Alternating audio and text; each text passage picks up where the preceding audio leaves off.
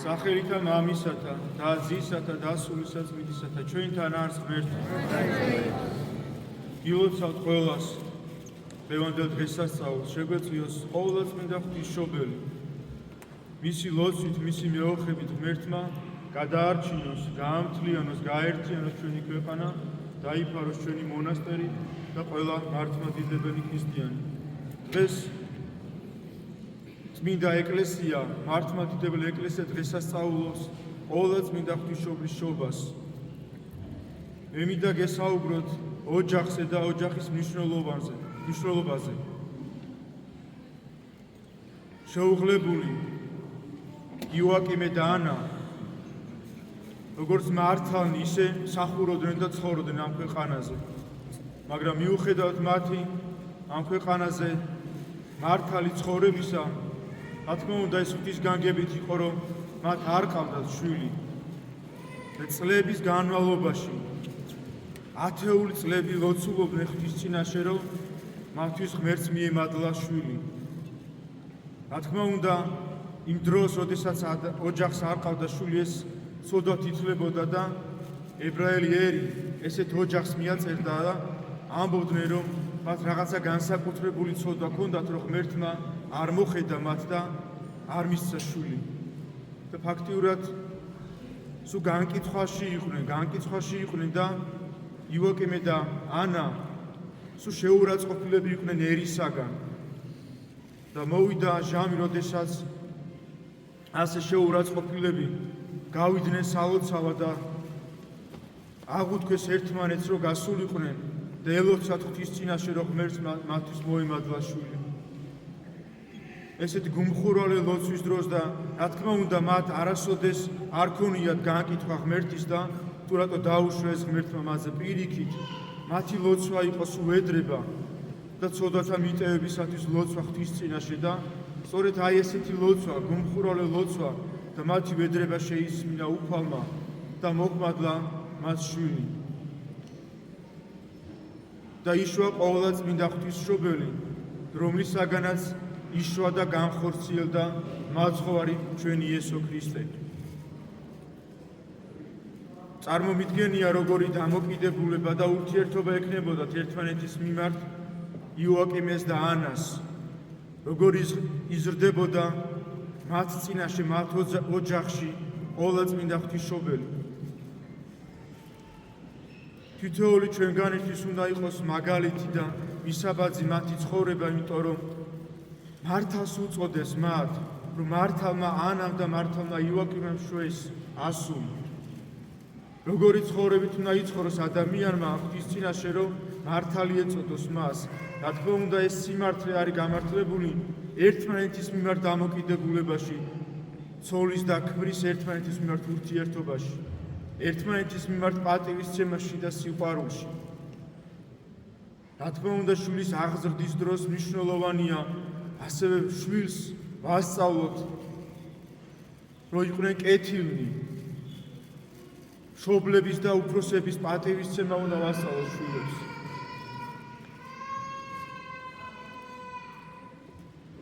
ჩვენ ადამიანები ხშირად ჩვენი ქრისტიანობა ჩანს ოჯახში, როდესაც შევდივართ. გარეთ გასულებით ვცდილობთ, ყველანაირად ვცდილობთ, რომ ჩვენი მეგობარი იქნება თუ შემხედრი ადამიანი, ვისთანაც გვიწევს დღის მანძილზე შეხვედრა და ურთიერთობა, ყოველთვის ვცდილობთ, რომ ვეჩვენოთ მათ კეთილად და მოვაწონოთ თავი. გვინდა რომ ჩვენზე კარგი განწყობა, კაი ურთიერთობა და დამოკიდებულება გქონდეთ ჩვენს მიმართ და ხშირად გვიწევს ესე ის ვიყოთ, რაც არ ვართ შინაგანად. და ჩვენი შინაგანი ჩანს, როდესაც შევდივართ ოჯახში. როდესაც გვაქვს ურთიერთობა მშობლებთან, როდესაც გვაქვს ურთიერთობა და-ძმებთან, მოხუცებთან, ბებიებთან და ბაბუებთან. ასე დროს ჩვენი ამპარტავნება, ჩვენი მიუღებლობა, მათი საქციელის მიუღებლობა გვაიძულებს, რომ მათ უხეშად მივმართოთ, შეურაცხყოფა მივაყენოთ მათ, უყვიროთ. ხშირად არის ხოლმე, როდეს ბავშვებს ზრდიან კაცრად, კი აუცილებელია სიმკაცრე, მაგრამ იმ ბავშვმა უნდა იგრძნოს მამის და დედის სიყვარული, უნდა იცოდეს რა არის სიკეთე და რა არის ბოროტება. რა თქმა უნდა, მას, როდესაც რაღაცას დააშავებს, მას უნდა მივცეთ შენიშვნა და უნდა ვესაუბროთ მას, თუ რატომ აკეთეს მას და თუ როგორ უნდა მოიქცეს მეორე ასეთ დროს. მაგრამ ეს უნდა იყოს სიყვარულით ნათქვამი, რომ შვილმა უნდა იგრძნოს, რომ ის მშობელს, რომ ის უყვარს. ჩვენ არ უნდა დავკარგოთ ჩვენი შვილების წინაშე ნდობა, არ უნდა დავკარგოთ, რომ მას არ უნდა ეშინოდეს ჩვენი. იმიტომ რომ ცუდ დროში ცხოვრობ და ჩვენი დამოკიდებულება მათ მიმართ, ჩვენი სიყვარული ძალიან მნიშვნელოვანია. ბოლო დროის წმინდა მამები ამბობენ, რა თქმა უნდა ის ადრეც ითქმეოდა, მაგრამ განსაკუთრებით ბოლო დროის წმინდა მამები ამბობენ, რომ არ არის ის დრო, როდესაც რაღაცა უნდა ველაპარაკოთ ჩვენ შვილებს მუქარისენით. არც ადრე იყო, მაგრამ განსაკუთრებით ეს ჟამი არ არის ის. იმიტომ რომ ბოროტება გამძვირვალებულია და ერთმანეთს ებრძვის სიკეთე და ბოროტება. და ჩვენი განწყობა მათ მიმართ, ჩვენი სიყვარული, ჩვენი მოთმინება ძალიან მნიშვნელოვანია. ბავშვი არ უნდა წავიდეს სხვასთან, როდესაც რაიმე განსაცდელი ექნება მას, როდესაც იზრდება, როდესაც სკოლაში არის, როდესაც უწევს მეგობრებთან ურთიერთობა, სულ რაღაც ხდება ყოველდღიურ ჩვენ ცხოვრებაში. ჩვენ დიდებს, გააზრებულ ადამიანებს, რომლებიც ფაქტურად უნდა ჩაითვალოს, რომ უკვე სრულყოფილები ვართ, ჩვენ გვაქვს ყოველდღიურად რაღაცა პატარა უმნიშვნელო კონფლიქტი შეიძლება გქონდეს ნებისმიერ ადამიანთან, თუნდაც მეგობართან.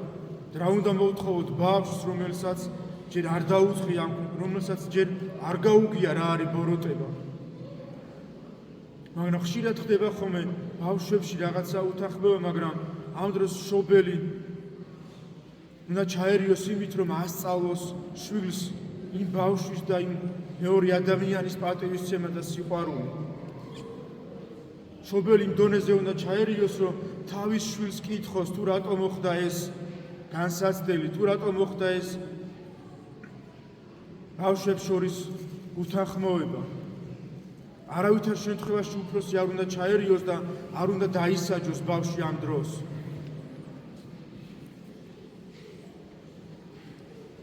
წმინდა დიდი მღვდელმთავარი ნექტარიოს ეგინელი, ესეთი დიდი წმინდანი გახლავთ მე-20 საუკუნის და ის ერთი პერიოდი ასწავლიდა აკადემიაში, ქონდა ესეთი მის ცხოვრებაში მიუხედავად დიდი განსაცდელებისა, ის დაინიშნა შემდგომ აკადემიის დირექტორად და იქ შემთხვევა იყო ესეთი, რომ სტუდენტებმა ერთმანეთს ძალიან გული ატკინეს, ერთმანეთს შეურაცხყოფა მიაყენეს და სთხოვენ ამ სტუდენტების დასჯას თხოვენ მას და როდესაც შეიყვანენ მასთან, რომ თუ რა სასჯელი უნდა მისცეს სტუდენტებს, ის საკუთარ თავს ჯის. რატომ ჯის საკუთარ თავს, რომ ის ფიქრობს, რომ მან სათანადოდ ვერ გაწია ხელმძღვანელობა, სათანადოდ ვერ ასწავლა მათი სიყვარული ერთმანეთის და თავგანწირვა და ჯის საკუთარ თავს. ესეთ რაღაცას ამბობს, რომ ადამიანი მათთან ბავშვებმა, რომლებსაც დააშავეთ, მათ მიმართ გამოხატულება არა სასჯელი უნდა იყოს, არა უმეტესი სიკეთისა და სიყვარულისა. როდესაც მათ მიმართ ასე დროს ვამჟღავნებ სიკეთეს, სიყვარულს, მოთმინებას, შემწყნარებლობას, ამით ადამიანები სწავლობენ, თუ მე ესე რაღაც დავაშავე და ესე მომექცა უფროსი ადამიანი, ისინი ამით სწავლობენ, რომ ვინც მათ წინაშე დააშავებს, ისინი როგორ უნდა მოიქცენ მათ და მათ მეგობრებს, რომლებიც მათ წინაშე ჩაიდერენ სოდვას. ეს არის ქრისტიანობა, ადამიანი ადამიანის წინაშე პატივისცემა, მათი სიყვარული, მათთანი ჩვენი დამოკიდებულება. ეს არის ზღვარი ჩვენი ქრისტიანობის. ამბობს მაცხოვარი ჩვენი იესო ქრისტე, როდესაც სამარიტელ დედაკაცს ხვდება, რომ ეუბნება ასეთ რამეს, რომ მოვალ ჟამიო, არც აქა და აქ, არც იერუსალიმსა თაყვანს სევდნენო, არამედ ღმერთს სულ არსო და ღმერთსო სულითა და ჭეშმარიტებით უნდა თაყვანისცემაო ღმერთსო. ჩვენი კეთილგანწყობა, ჩვენი დამოკიდებულება ადამიანების მიმართ. აი ეს არის სულიერი ღვაწლი ადამიანის. არ მოგთხოვს ღმერთი მარხვის დარღვევას, არ მოგთხოვს ღმერთი, არ მოგკითხავს ვილოცეთ თუ არ ვილოცეთ იმ დღეს ჩვენ. უფალი მოგთხოვს ჩვენს დამოკიდებულებას და ჩვენს ურთიერთობას ადამიანებთან. აი ეს არის ჩვენი ქრისტიანობა და ბევრჯერ მithქვამს და კიდე გეტყვით, რომ ზღვარი ქრისტიანობის ჩემთვის, პირადად ჩემთვის გადის თუ როგორ ვექცევი მე მეორე ადამიანს. აქ არის ზღვარი შენი ქრისტიანობის, შენ როგორ იქცევი ოჯახში, შენ მშობლებთან, შენს და-ძმებთან, შენს მოხუცებ ბებიებთან და ბაბუებთან, როგორ იქცევი შენ. აი აქ არის შენი ქრისტიანობის ზღვარი, აქ გადის. და ამის საპირწონედ მოგვაგებს ჩვენ უფალი, როდესაც იქნება ჩვენი განსჯა, მიაρωმოთ მეორედ მოსვლას, ჩვენი განსჯა, როდესაც იქნება, როდესაც წარსდგებით ღვთის წინაშე, აი ამ ღვაწლს მოგთხოვს უფალი, აი ამ სულიერ ღვაწლს მოგთხოვს უფალი, რომელიც იქნება ჩვენი შემყვანებელი სათა სასუფეველში და არა ის, რამდენი მეტანია გავაკეთეთ, მარხვებს როგორ ვიცავდით, მარხვას როგორ ლოცულობდით, ეს არ არის, ამით ვერ ვაამებთ უფალს. ყოველდღიური ჩვენი შემსვალებლობა, ჩვენი ბოროტები ვართ, უნდა ვაიძულოთ თავი, რომ სიკეთები სწავლოთ. შური გვაქვს ადამიანების მიმართ, უნდა ვაიძულოთ, რომ კეთილგანწყობილი ვიყოთ მათ მიმართ. ვართ მომხვეჭელნი და ვერ გავცემთ, ვერ მეხმარებით ადამიანებს, უნდა ვისწავლოთ გაცემა, უნდა ვისწავლოთ გაჭირებული ადამიანის დახმარება. უნდა ვაიძულოთ თავი. თავიდან შეიძლება ადამიანს ძალიან ენანება და არ უნდა ის გასცეს ის რაღაცა მატერიალური, მაგრამ მცირედით დაიწყეთ. 10 თეთრით დაიწყეთ, 1 ლარით დაიწყეთ ის გაცემა და დახმარება ადამიანის და დამიჯერეთ, როდესაც მცირედით ვიწყებთ ის მერე ღმერთი იმის საშუალებასაც მოგცემს და იმის უნარსაც მოგცემს, რომ უმეტესი მივცეთ, ვიდრე შეგვრჩება იმაზე მეტი მივცეთ გაჭირებულ ადამიანს, იმიტომ რომ სახარებიდან კიდე გეტყვით მაგალითს, როდესაც ლახაკი ქვრივი შევიდა და შესწირა შესაწირაში ჩადო ფული, უფალი ამბობს, რომ ამანო ყველაზე მეტი შეწირაო, ვიდრე იმ ადამიანებმა, ვინც მისულები იყვნენ იქ დიდარი ადამიანები, წარმოდგენილი ტაძარში, ამბობს, რომ ამან უმეტესი შეწირაო ამათსეო.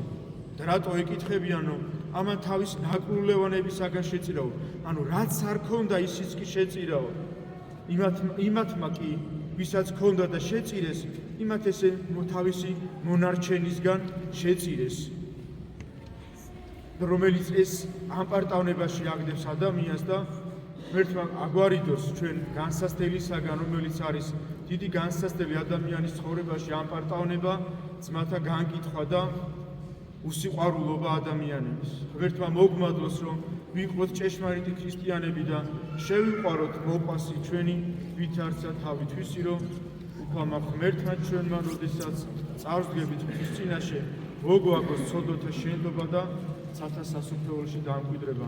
თითოეულ თქვენგანს გისურვებთ, რომ ღმერთმა ყოველას შეგინდათ ცოდები, გილოცავთ დღევანდელ დღეს, ვინც ეზიარა დღეს საკურნებლად, სულისა და ხორცისა იყოს დღევანდელი ზიარება და მიახლება და შეერთება უფლის სისხლთან და ხორცთან, რომელიც არის უზრუნველთა მკურნალი და ნაკურნალთა აღმასვენებელი. ღმერთმა დაგლოცოთ, ღმერთმა ყოველას შეგინდათ ცოდები და შეგიცხოვოთ.